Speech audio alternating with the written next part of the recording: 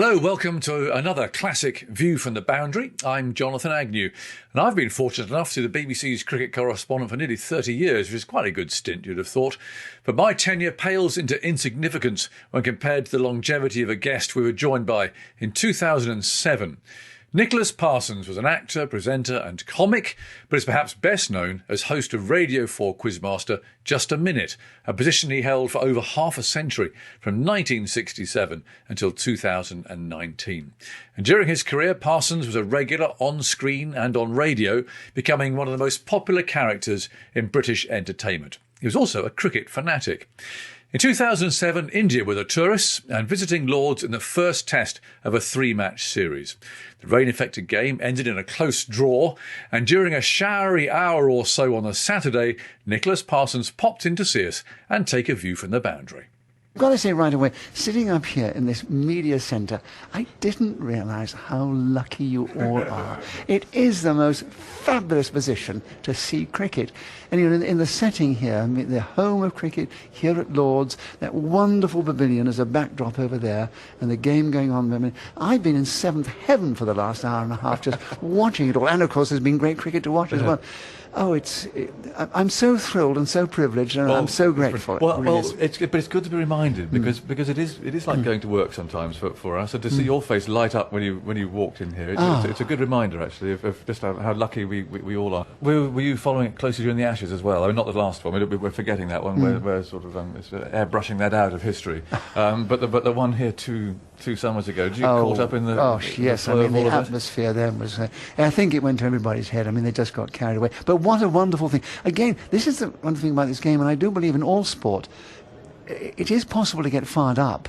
And that sort of adrenaline, which I know as a performer on the stage, once the adrenaline is pumping and everything's going your way, it can work wonders. Yes. I mean, the thing is that adrenaline is a strange thing. It's when you're performing. I mean, I've just come off this cruise ship where I've been entertaining, and I did 2 shows because it was a brief visit on one night. The first audience were a bit sticky, and just trying to get them going. It went very well, and they were laughing.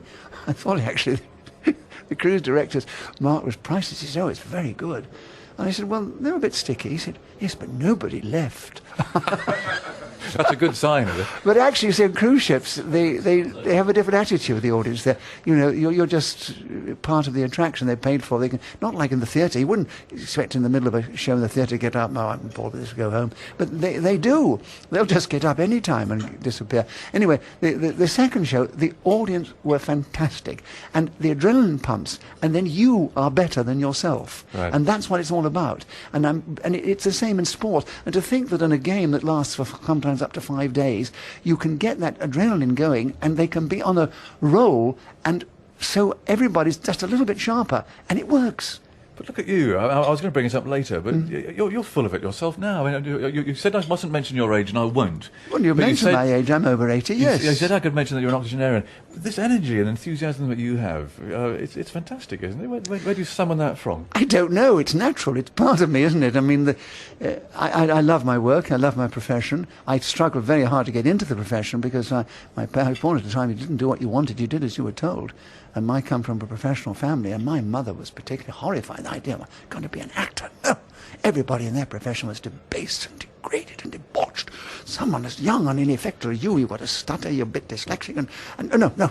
And so they stopped me. I became an engineer, did 5 years on Clydebank. What did 5 years working up there with all the fellows that talk like that? I wasn't on big neck, that big English bastard. You come here, we'll teach you to get your effing horns dirty. That's your life there, there's love.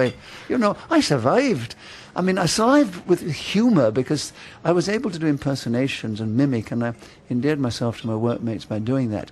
It was tough, it was uncompromising, but I was getting away doing some bits and pieces in the evening and finding out that I had the talent. But when the war was over and I was discharged from everything, I just said, this is it, I'm going for it, even though I was a qualified engineer. And I think the fact that I got into it late and I had to work so hard to get into the business, and I loved doing it so much, that enthusiasm has never left me, and therefore now in my golden years, I'm still enjoying every minute of it. And I suppose you feel rather privileged to think that if they still want me and they can still do it and the shows are still going well, I am privileged. Yes. And I just love it. And I say that shows on that ship. It was awful business getting out there and coming back. And 2 shows of 1 hour in one evening with only a few minutes break in between is quite demanding. But it was wonderful. You might not have got away with that stripy blazer up on the Clyde, did you? Oh, no. You see, this is the thing about image, isn't it? Image. I mean, there I was in my Bible suit, my tarmac went there, my hands were dirty and covered with grease and oil and so forth. But, and people say, I can't imagine that.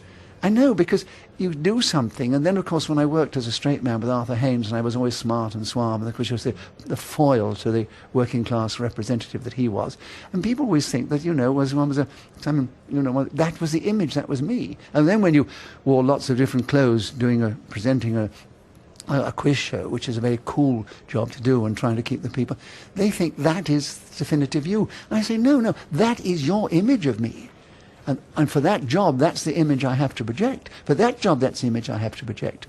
And when we do Just a Minute, it's a bit different image one's projecting, because we're having fun, I'm dealing with comedy, I'm dealing with some of the wonderful comic minds in the profession. People, yes. Oh, it's great, but whatever job you do, it's a perceived image.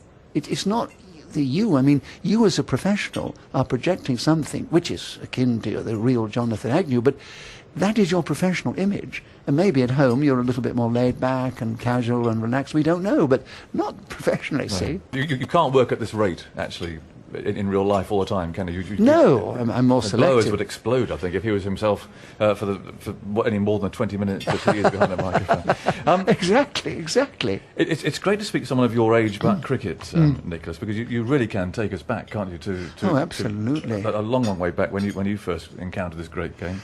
Well, was it in pre-war, or can you remember? Of course, pre-war. Yes, I remember back in the 30s. I was always imbued with the sport, of following the sport.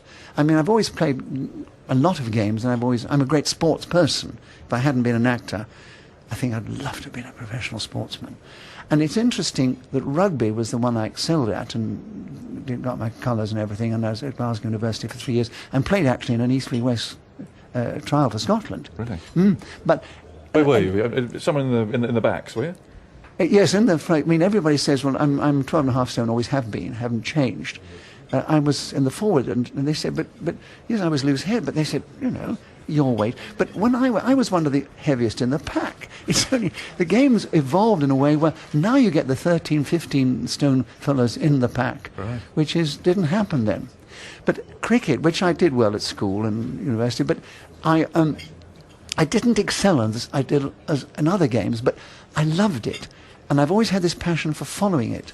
And my county, which I adopted as a follower, was Surrey, because my father was a doctor, had taken a practice in Clapham, and it wasn't far from the Oval. So I used to go to the Oval and watch them all from the boundary there. I remember sitting down there with my little packet of sandwiches. I can tell you the name of that team that I watched. I mean, it was... Do you like the first Surrey team, yes. The first Surrey team that I saw, which was... Andy Sandham was still playing then.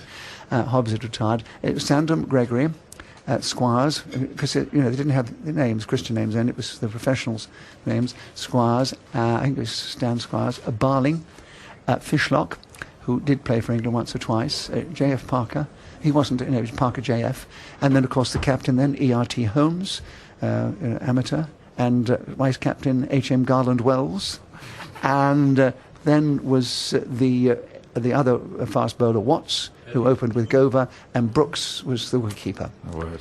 And that was the team. And Gover, there's a name that actually can link us together, because I was lucky enough to go for coaching at Alf Gover's cricket school in Wandsworth, actually. What a lovely, pretty old man he was when I met him. I'd love to see him in his pomp. He was legends abound of Alf Gover. Yes, because he was called the flat-footed fast bowler. He used to run up this long run, and he didn't look as if he had flat feet, but he was a good... But the sad thing about him, I remember from reading reports, is that Alf had more catches dropped off him than any other fast bowler bowling at that time. He didn't have a very good team to support him. Surrey weren't shining very well at that time. It was only after the war, when they had those wonderful teams with PHB May and others, and then of course the golden and the Bedsers, and then the golden years under Stuart Surridge, and with Laker and Locke and other ones, and 5 years running they were number one in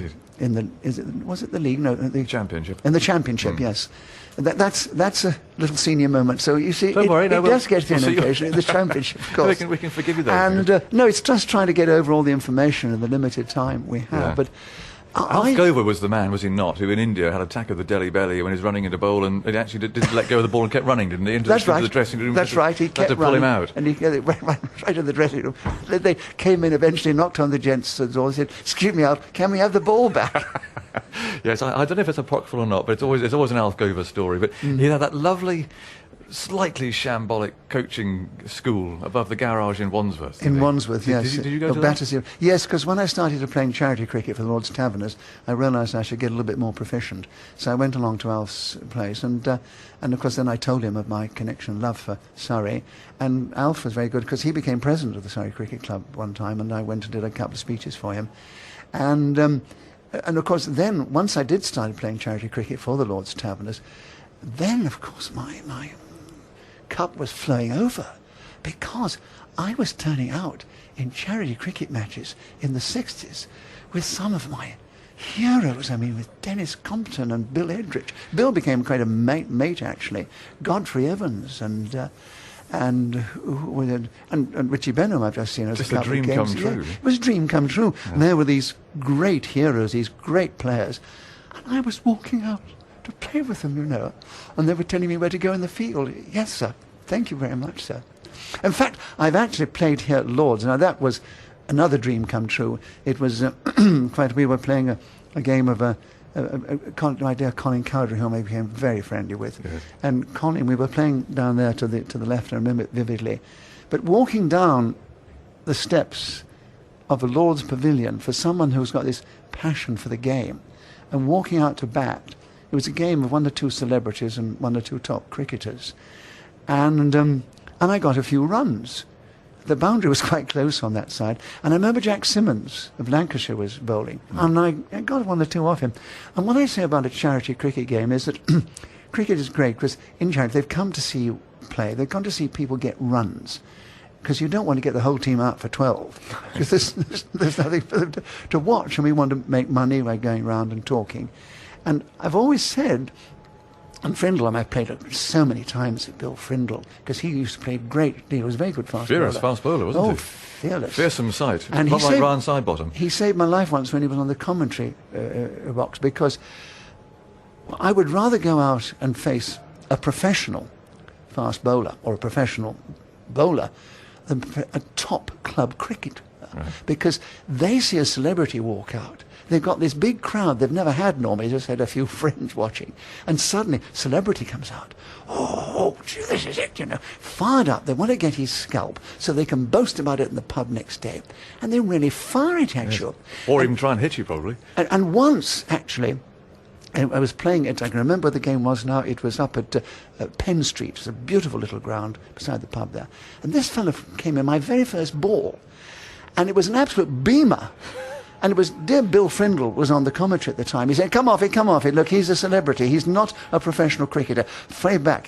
And my first ball, so fortunately my reactions must have been quite good then, because I was in the middle age. I did duck out of it. And I only realised next day I was opening in the West End of London in the Rocky Horror Show. I could have been maimed. Might have been knocked away from it, yes. And in fact, I was then on the council of the Lord's Taverners, and I brought this up and I said, by the way, do we have any insurance on our cricket games? And they said, no, I don't believe we do. I said, I think you should make those arrangements because, we could have accidents. But I played against some of the top cricketers. On that game I was mentioning about with Jack Simmons, I hit him for a few. And I think Jack thought, this is what they can do. You see, he wasn't being too aggressive. And then he pulled me an impossible ball. And then I went past him. He said, I thought you'd had your bit of fun. and that's what I think it's all about. Yeah. I'll tell you one amazing distinction I have. Can I boast about it? Please. It's your moment. I bowled Dennis Lilly out. Did you? Yes. Authentically? Authentically. He was ready for it? No, he wasn't. He wasn't expecting it. It was one of the Lord's Taverners charity games. It was at Stockett's Manor. And we were playing a team got together by Gestetner, because the man who was Gestetner, who was an Australian, his great mate was Dennis Lilly, so he was in his team. And we had this tabular team. I was captaining the tabular team for that time. And we were getting them out. And in a charity game like that with the celebrities, it's almost traditional, having taken our professional bowlers off. John Price was there, bowling, and Fred Rumsey, and they'd had their little spell. Then you put each celebrity on for 2 overs. So the public see them, they get knocked about a bit, and if they get knocked too much, you bring back the pros. And this is how you organise a charity cricket match. Less now than it used to be, by the way. And so I remember my old mate Noden Smith, he said, Nicholas, you haven't done your 2 overs. And I was being rather modest. I was captain. I can't suddenly put myself on. No, I don't know. So I held back. And I thought, well, when they're getting out, it's almost the end of the sequence. I better go on. So I put myself on. I didn't actually recognise it was Dennis Lilly at the other end. Now, what I say is that I'm not a bowler. I used to be a wicketkeeper, actually, but I can hit the ball occasionally. But I do bowl 1 good ball a season. Right. And that 1 good ball happened to go then to Dennis Lilly. Poor old Dennis got it, did he? And he got it.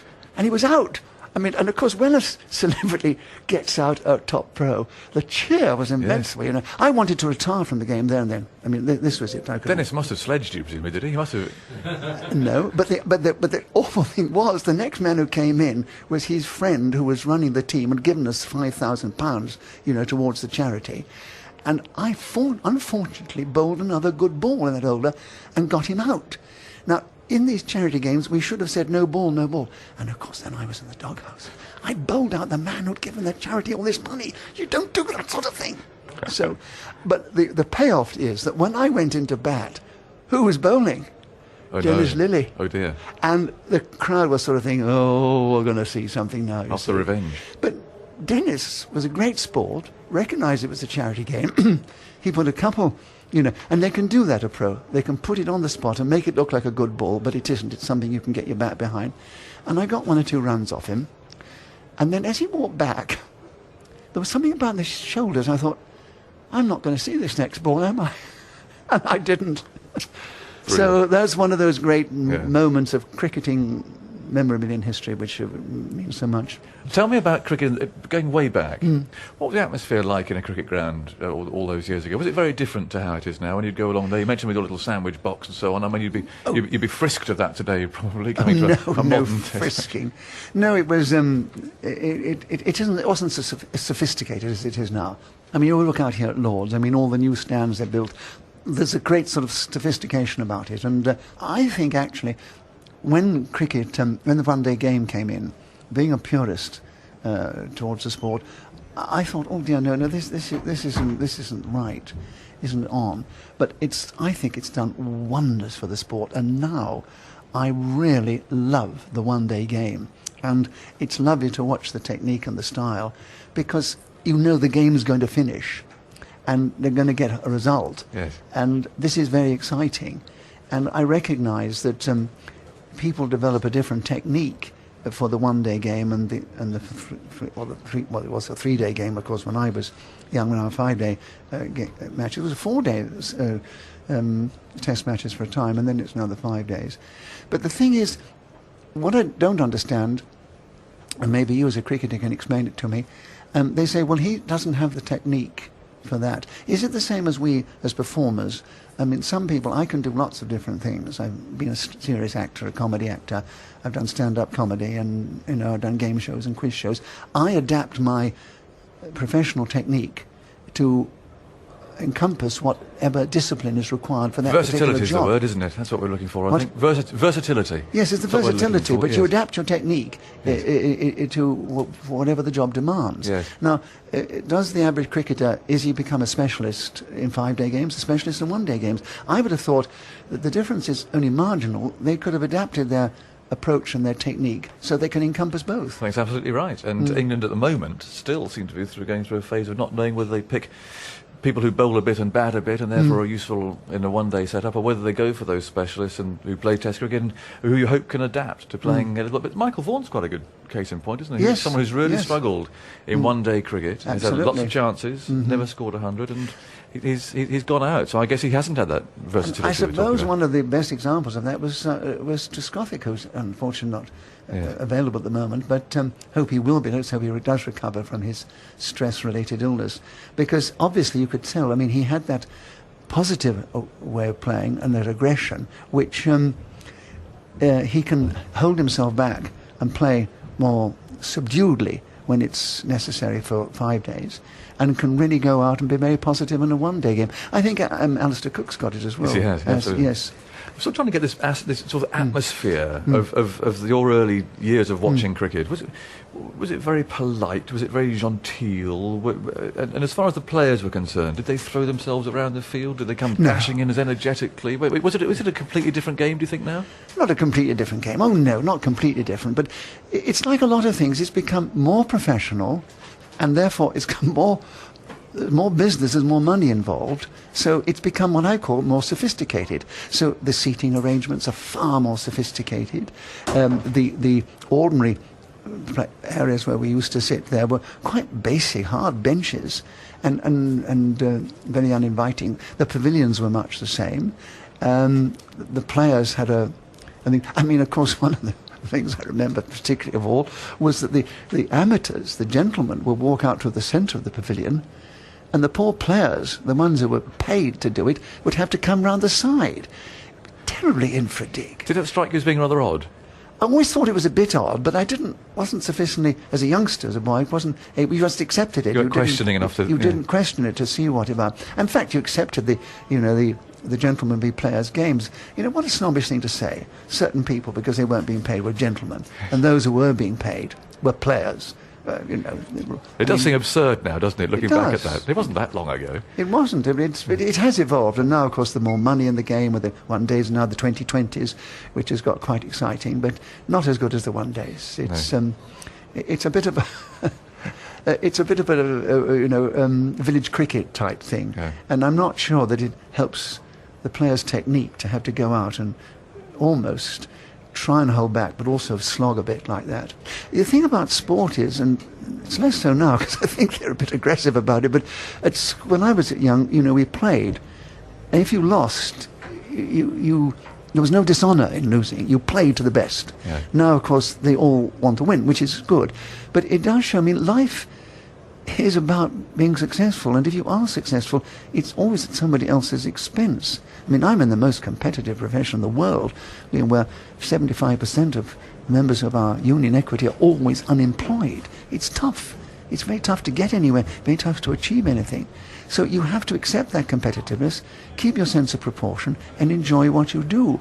But you can play your game and enjoy it and be competitive, and from that you learn. But youngsters, by playing games, by playing sport, can express themselves, get rid of a lot of surplus energy which all these youngsters have, and learn how to take the knocks if they come. And if you lose, it's far more important to go out and play a sport and lose and come back fighting and try and win the next time than not play. Well, let's move away from cricket for a while, because I want to talk to you. There's people, there's you, there's Bruce Forsyth, there's dear old Bob Monkhouse, of course. Just the faces of 40-somethings' lives. I mean, you were there on our television sets all the time, but particularly those three, I guess, real iconic figures. Are you still recognised around the streets now as you might have been maybe 20 years or so ago? Oh yes, I'm still recognised, and thank goodness, because once you stop being recognised, you realise you've had it, because it's a strange thing. If you don't appear quite frequently on your television screens, people think you're dead. And I mean, you can star in the West End and have a run for well over a year, and it'll be probably the most memorable thing that you've achieved in your professional life.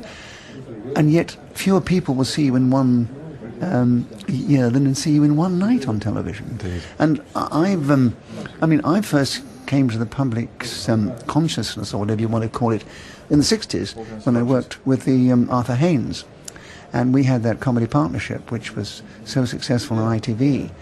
And it ran for 10 years, and we got all the accolades and everything. We went to America, and what's the matter? That's all right. I'm asking Sybil to save some lunch for us because relax, because we're I'm going sorry. to go on for a while. I was trying to explain they'll that eat to our it all listeners. downstairs. I just wanted to just explain to the listeners. He was making mad signs in front of me, and I thought maybe the microphone wasn't on, or my flies were undone, or something No like worries, that. relax. And so, but what he was saying is that when we finish the conversation, we would like some lunch. So please don't eat it all up. Thank you, Jonathan. I'm glad you're looking after my inner man. I am. And so where were we? Yes, and so that was a great period, and that is what established me with the public, and it's probably everything I've done since then has stemmed from that, because once you become an established name, you're more likely to be cast in something. Yes. But I went from there, I did a lot of theatre work. I started in the West End in a number of plays, and the biggest triumph probably was Boeing. I did that for 18 months, and it was a wonderful part for any young man. But the sad thing is, you see, that all these things you've done, which I'm particularly proud of because it required more of your talent. Something which required less of my talent, and I found it quite easy, was a quiz show. And the Sale of the Century, which began in I have to bring that up, you see, because I wasn't a West End goer in my youth, but I did watch Sale of the Century, and there you were. I mean, virtually every night beaming there on the screen. I'm afraid that's what I'll have to remember you for, Nicholas. Oh, well, it doesn't matter. I'd rather you remember for just a minute than Sale of the Century if you want to, because you're a radio man as well. Yes, that's true. But the thing is, it was incredibly successful, and naturally you don't buck success. I'm very proud of the success I had, because whatever you do, you must have contributed to it. But it was so amazingly commercially successful that it has been remembered to the exclusion of a lot of the other things that I've ever done. And it did run for a record 14 years. And we did have the most amazing viewing figures.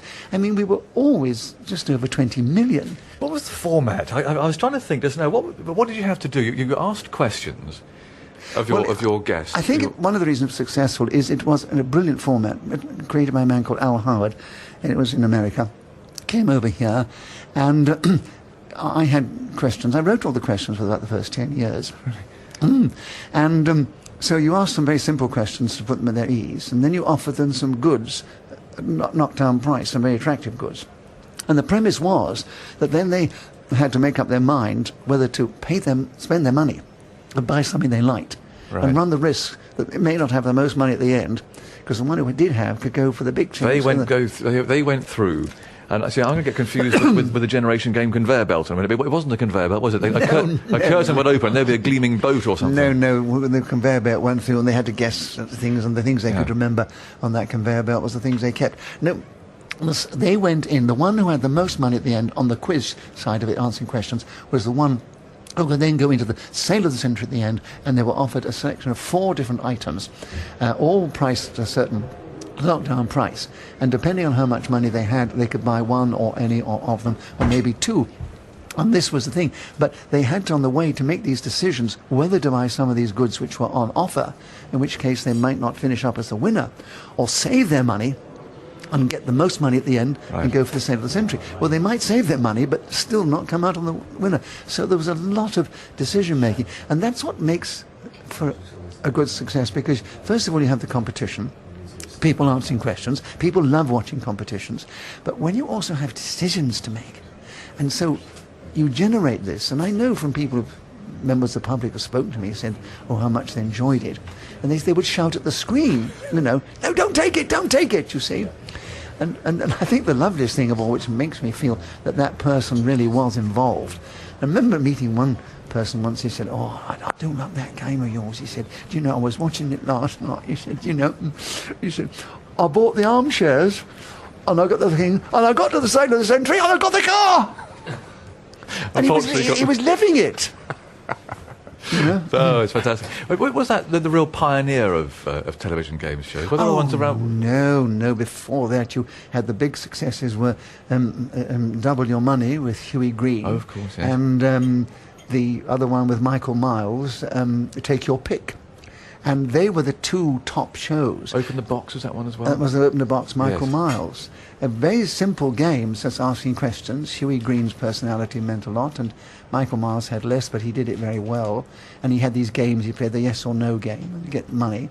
But you have to remember, which maybe a lot of people don't know now, that during the early days of ITV, they only allowed, ITV really controlled it, and then it became the IBA, they really controlled the network, and they laid down rules, particularly about game shows, and they would only allow 2 what they call major giveaways in 1 week on the network, 3 in one area. Right. There were a number of simpler shows, not simpler in prize money, but only 2 would give big prizes. Nowadays, came in 1976 when it was called deregulation of television, and they opened the floodgates and it became utterly commercial like in America, and now they can have as many game shows as they like.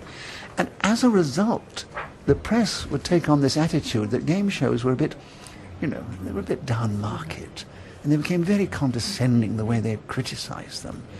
And nowadays they do the right thing. They criticise them whether it's a good game show or a bad game show. Yes. And there's nothing much you can criticise in a game show unless you have a go at the fellow in front. So when Sale of the Century started and became incredibly successful, and it really was. I mean, we hit the jackpot. There was the second year we were running, we ran for the whole 52 weeks because there wasn't another comparably good game show on. Yeah. And this, I got from the press, this awful press sort of really castigating me about how I spat out the questions of the contestants and how I was going. But what I was doing as an actor, I was trying to make it dramatic and exciting by bringing a sense of drama into it. And the questions I wrote for the last sequence, which were very quick, snappy questions, on the basis that it required on quickness of recall in order for them to make more money.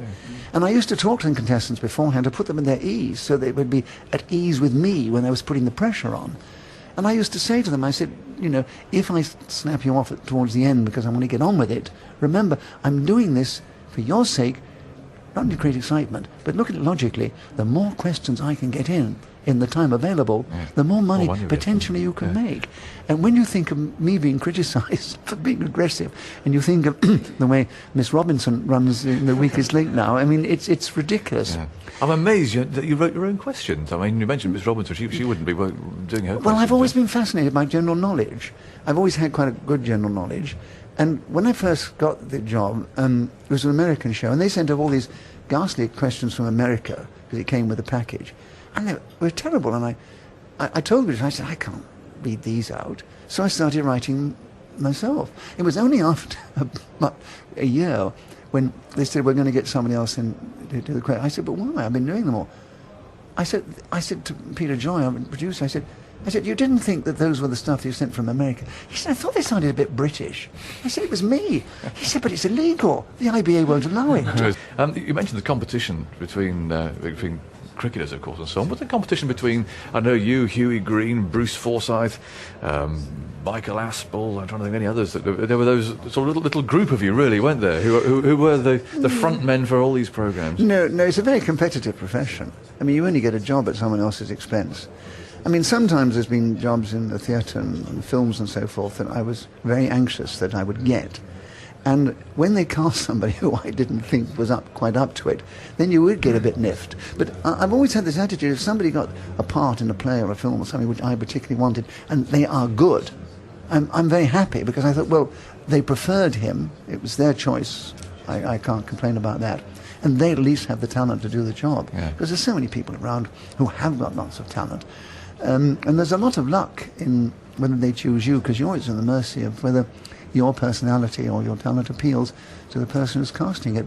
But there's no rivalry when I was doing a quiz show in that sense. I mean, I mentioned there's other two, Hughie Green and Michael Miles. Those two shows had disappeared, and there was a vacancy for a good new quiz show, and that's why Sale of the Century happened to fill that niche, and it took off and became successful. I think that Bruce Forsyth is one of the most successful game show host, because Bruce has got this incredible ability to engage with the audience and almost not insult them, but have fun with them at their expense, and they don't take offence. It's a huge, huge gift. Yes. I mean, take one quiz show that you play your cards right.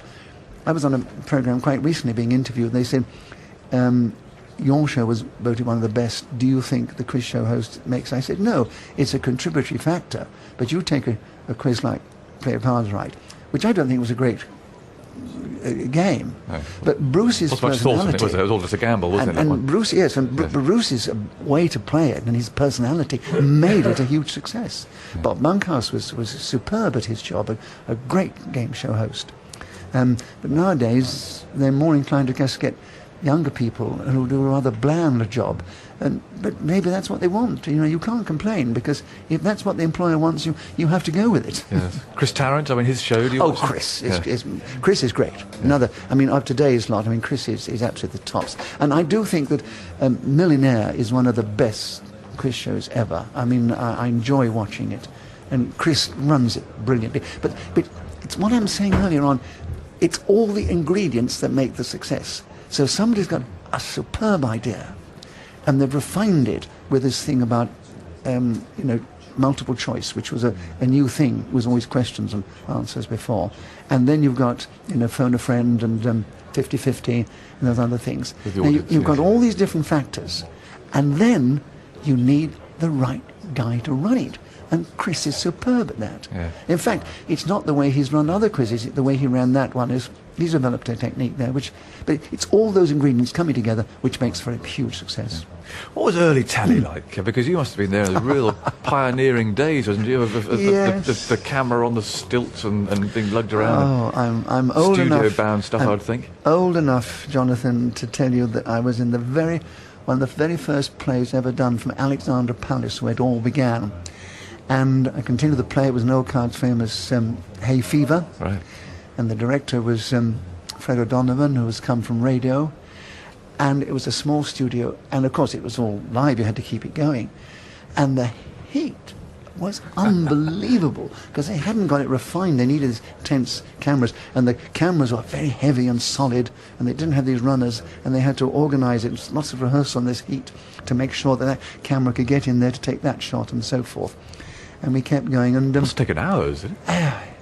Well, no, once the show was going, we had to keep going, because you couldn't edit and like that. Oh, right. It had never been thought of. Even with the Arthur Haynes show, which was in the 60s, it was still live television.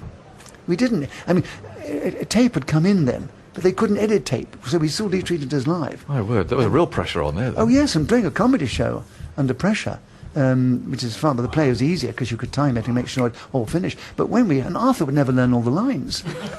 So He was the main man, though. He was the main man, I know, but he used to rely on me. I had a good memory. I used to keep all the words of the sketch in my head, and often he would dry, and he'd look at me as you're looking at me now.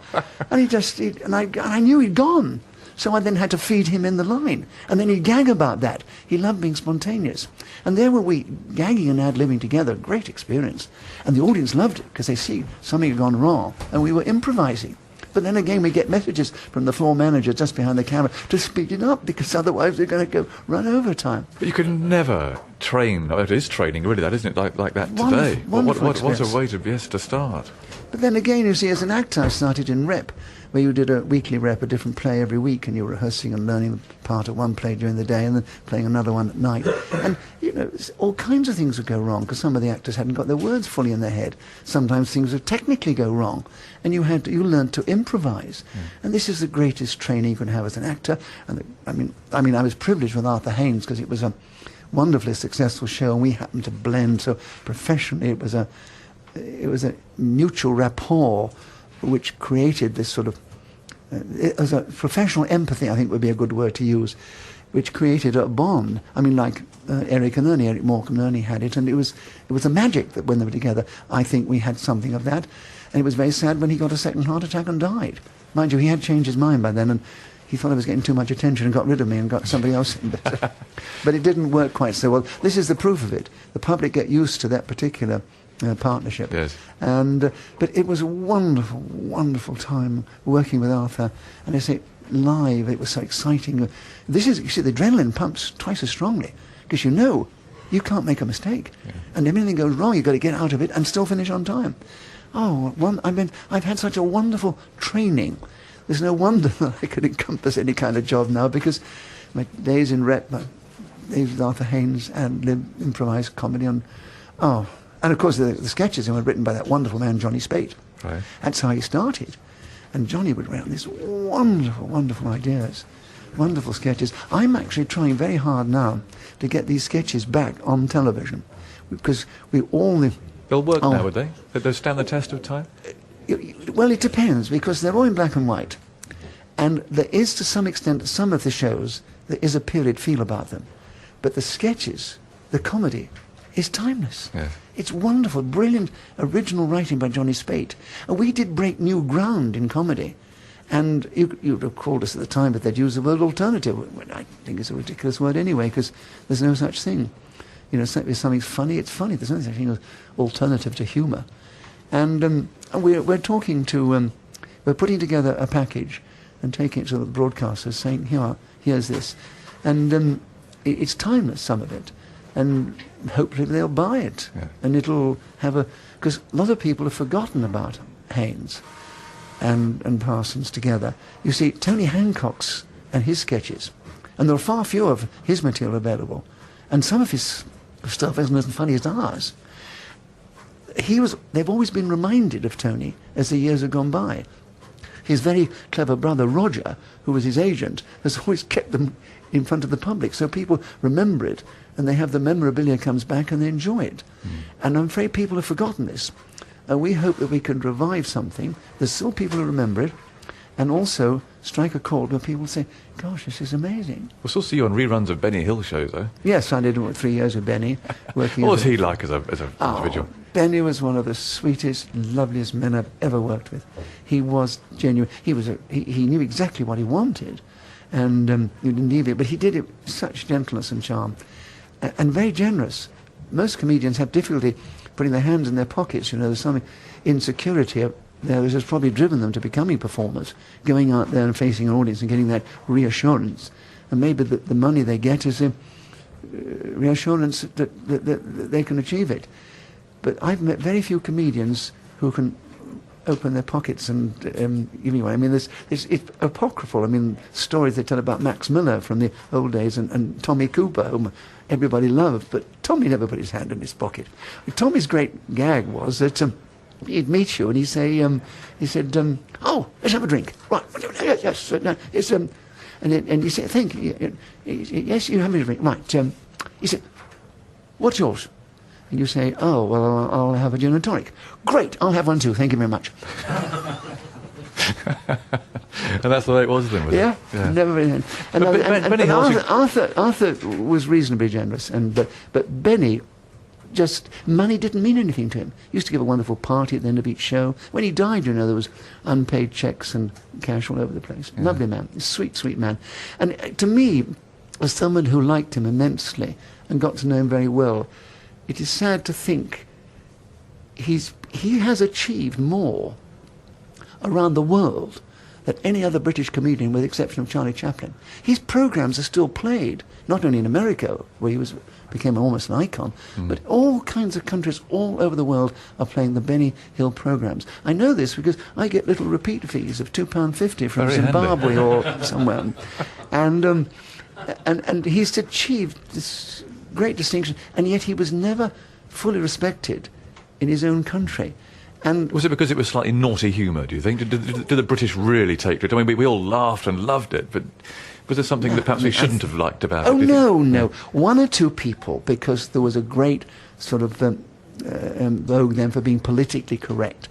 And they thought that some of Benny's humour was sexist because he used to chase pretty girls. Yes. But he was also, I mean, the thing you have to remember, his humour came from the tradition of music hall, which was always like that, and seaside postcards, and that's what he followed. But humour is very interesting. He was always the fall guy. I mean, the pretty girl always got one over on him. He was always the one who suffered. And I don't understand it. There was a vogue then, and they were a bit insensitive about it. But he's still incredibly popular. And when they did that revival quite recently as a retrospective of Benny, it got incredible viewing figures. Yeah. I'm just very sad to think that the British don't accept him for the kind of humour he did and the tradition he came from, which is appreciated and enjoyed around the world still, and yet not in our country. Very interesting, isn't it? It is. Can I finish on this thing about ageism? Because I suffer from it in a very amusing and interesting way. On Just a Minute, which we haven't actually mentioned yet. We haven't, we should do. I realise that being a good straight man, as I have been with Arthur Haynes and with Benny Hill, you just mentioned, Part of the foil of being a straight man is to be the put-down guy. You can have others having jokes at your expense. And the thing is that in just a minute I realised I got three responsibilities. One is to kind of keep the show going, keep it up, to generate the fun, and also be there as the butt for their humour. Right. And of course some of today's comics are absolutely wonderful. I mean, Paul Merton's outstanding the way he plays the game. We have such a wonderful people who want to come on it. I mean, it's radio, yourself, John, we don't get a fortune in radio, but people want to be in the show. Could you do just a minute on cricket? Well, I'd Could you try, speak but for a minute on cricket without repetition? Without hesitation, repetition. I'd try, but I'd probably... Remember, I don't play the game, so No, I'm not doing you've it got all the the easy time. part. You can sit there and just pull, yes. But I've also, what I'm needing to say is that realise if you're going to be a straight man, you've also got to be prepared to take jokes about your age. And people love jokes about age. And all the old... When I was with the four regulars, we had Peter Jones and Nimmo and Kenneth Williams and Clement Freud. They were all much the same age as me, but they still made jokes about my age. And the audience roared with laughter. It's an interesting thing about this country and humour and ageist humour, but I just feed on it now. Yeah. And they want to make something. Well, you've mentioned the name there. We had an email actually from Neil in Glasgow. Tell us some interesting experience about Kenneth Williams. You must have plenty to share about him. Another comic that was only just recently mentioned. Kenneth was amazing, and I knew him when I worked in Rep at Bromley, which I mentioned before, because Kenneth used to come and guest occasionally. What a lot of people don't know was that he had aspirations to become a serious actor. He was a very fine serious actor. And it was only when he put on these voices and everybody loved it so much, he realised he had more commercial success as a comedian. He never actually respected that work he did in the Carry On films. He was a self-educated man, but he was an incredibly funny man. Before we went out to do Just a Minute, we would be talking there, and he would just tell us a story, as you might tell a story about some experience you'd had the night before with some people you were with, and he would make it so excruciatingly funny. We were falling about with laughter before we went out. He'd do all the characters and the voices. He was a natural, as we call it. It's funny because a lot of comics that I've found, or the ones that I've met, actually struggle to be funny in real life, don't they? And they feel that there's a terrible pressure on them to make people laugh out of working hours, if you like. But, here's so-and-so who's going to make us laugh, and that must be a terrible pressure on a comic. I think there's a very serious side to a lot of comedians. They're very analytical about it, because you have to be. You have to analyse your jokes, make sure, refine them and so forth. Some people are naturally ebullient and fun people, like Tommy Crouper, who's just naturally funny, because everything he said, he was telling me a very serious story about working in cabaret in New York, and I was falling about with laughter. He said, "No," he said, "this is serious." He said, "I was suffering." It's interesting. You see, some people are naturally funny people, and other people are very serious about their humour. And also, you have to remember that there is the other aspect. There's the pathos, and some of the best humour comes from pathos. It's appealing to something rather sad. Yes. And so in a lot of comics, there is that pathos, which they draw on to make you... Best example of all is Tony Hancock. He drew on his own experiences. He was obviously a very depressed person, and he drew on that depression within him to create this fellow, Ulysses Hancock, the fellow who lived in railway cuttings, a man who had ideas above his station. But he was drawing on that side of his nature to create something very funny. But in real life, he was incredibly serious. He wasn't a funny man in real life, but his comedy timing was such brilliance that he could make you laugh with it. Yeah. Comedy is it's a lifelong study, and I feel privileged to have worked in comedy all my life and with some of the greatest comedians, and my knowledge and feeling and understanding of it is amazing. And I think that's one of the things that keeps you going. It's the fact it is always unpredictable. You never know where the laugh is coming and how you'll do it. And when I do my shows, my after dinners, and I tell me, see, sometime that joke will get a better laugh than another time. And I know it's that subtlety of timing that is breaking through and creating something. I mean, you've only got to hear an amateur tell a joke, which you maybe heard, and it's quite embarrassing. Then you hear a pro tell it, and it is that subtlety of timing that suddenly makes it funny. And also it relies on the speed of delivery.